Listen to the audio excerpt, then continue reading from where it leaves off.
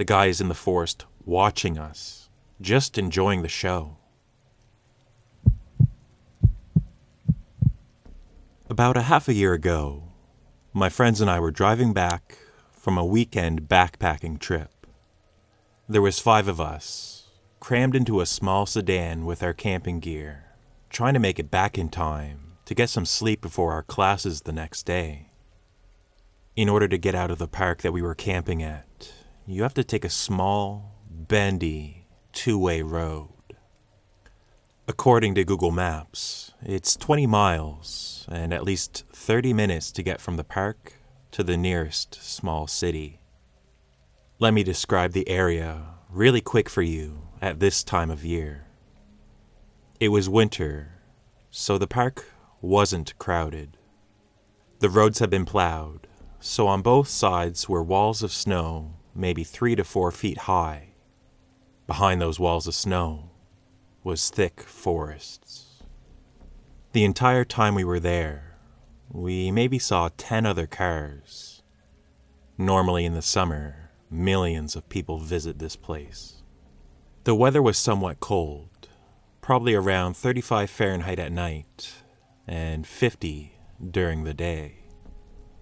So all 5 of us were driving out of this place in the late afternoon to get back to campus. About 10 miles into the drive, which, again, just goes through woods and nothing else, we spot a guy walking on the side of the road. Hitchhikers are normal around this area, but this guy was no normal hitchhiker. The only clothes he had on were Adidas track pants, sneakers, and no shirt. At this point it was getting dark and dropping below 40. He had no backpack of any kind, just a small cooler lunchbox he carried in one hand. Initially we drove past him, but decided to put the car in reverse. Maybe he needed help of some sort. We pull over right next to him and roll down the window. Getting a closer look, we saw that his face and chest area had been badly scratched. It was clearly visible, and he had quite a bit of dried blood all over him. "Hey man, do you need any help?" He just said no. "You sure? It's at least a 15-minute drive to the next lodge." Again, he just said, "No, I'm fine." We tried to ask him a few more questions, but we just got the same response every time. He was resistant to get any sort of help from us as we continued to ask him questions. He just kept walking the whole time. He sounded almost angry, like we were bothering him or disrupting something he was doing. So, we just kept driving, each of us equally confused.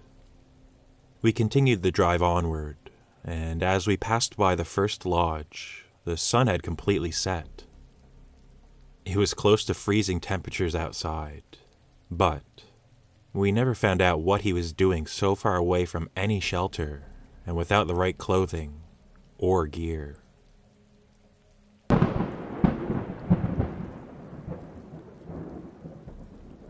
Last summer, I was spending time in a small mountain town. I'm mid-30s, female, and I was not looking for a date or any unwanted attention other than the activities I was doing in the mountains. I met a local through his job and my travel plans, and everybody tended to hang out after the day was done and have some beers. A group of us all hung out, and everything was normal. We were just low-key socializing in a group. I was camping, as were about 20 other people, all in the same camp area. It was at 3 a.m. that my dog started growling and barking like there was a bear outside. I wish.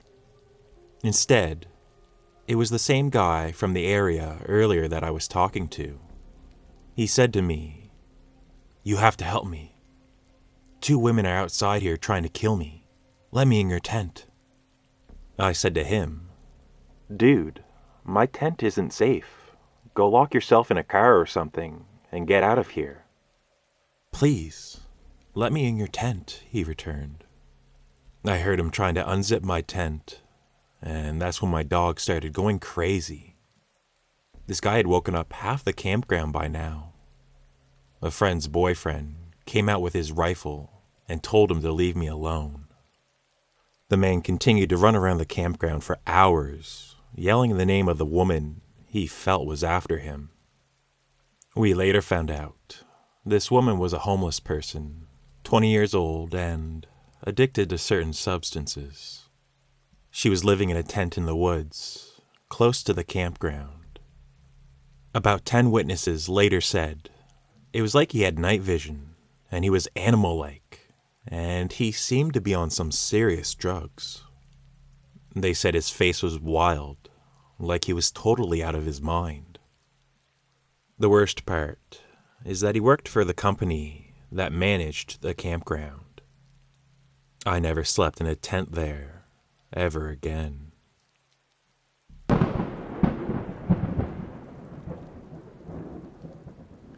So, this happened about a year ago. My boyfriend and I had just begun dating, and with it being a new relationship, he decided to take me on a 3-day-long camping trip out of town. It was going to be our first little getaway.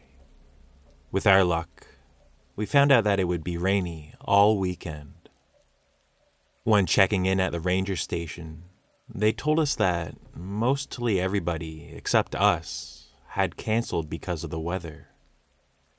After setting up our campsite, we decided to go on a short walk.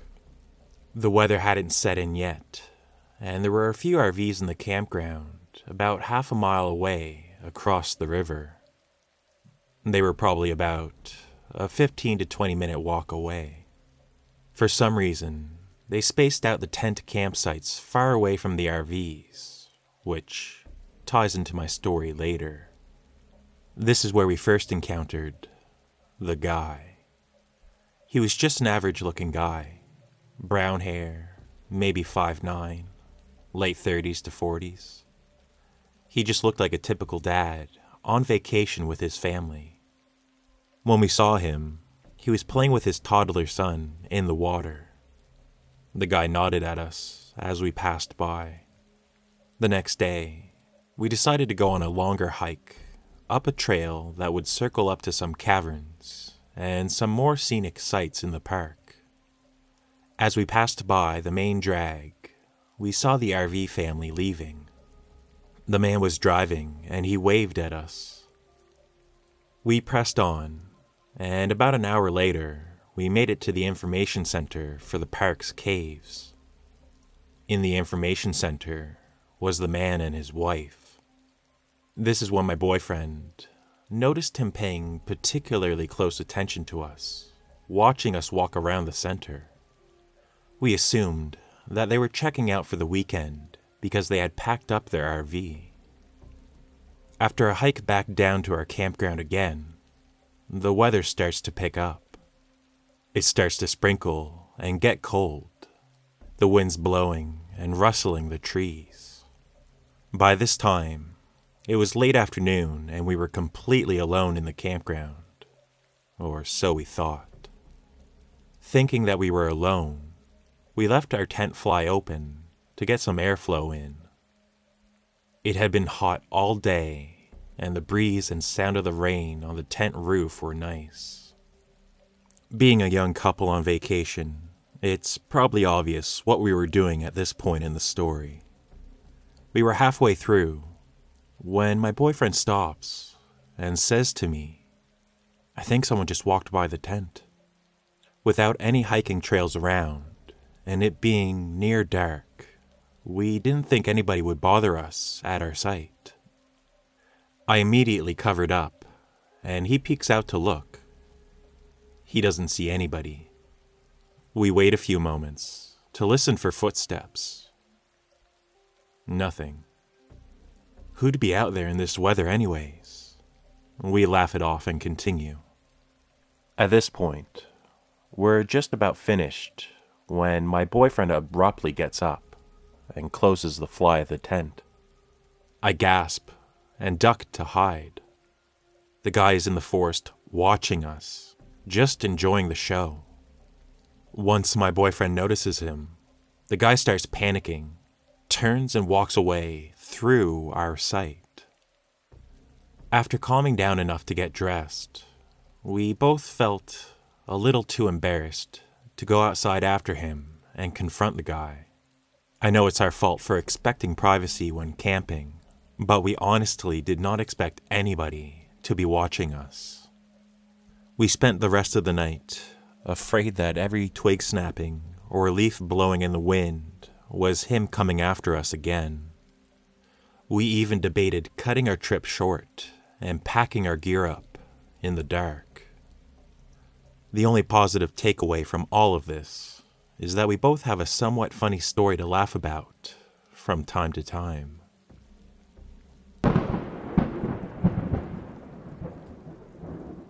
Hey guys, Scary Stories here. I hope you enjoy those stories, and I hope you're doing well. Camping trips, huh? Anyways, if you have a story you'd like to share with me, if you'd like to see it on the channel, or if you have an idea for a future video, just shoot me an email at scarystories@2am@gmail.com. Check out my socials, check out my TikTok. I post some slightly spicier shorts that I feel like YouTube probably wouldn't appreciate in their algorithm. Like the video if you liked it, dislike it if you disliked it, subscribe if you haven't already, and yeah, I think that's it. I hope you're taking care of yourself, and I hope you're treating yourself well. I'll see you in the next one. Bye for now.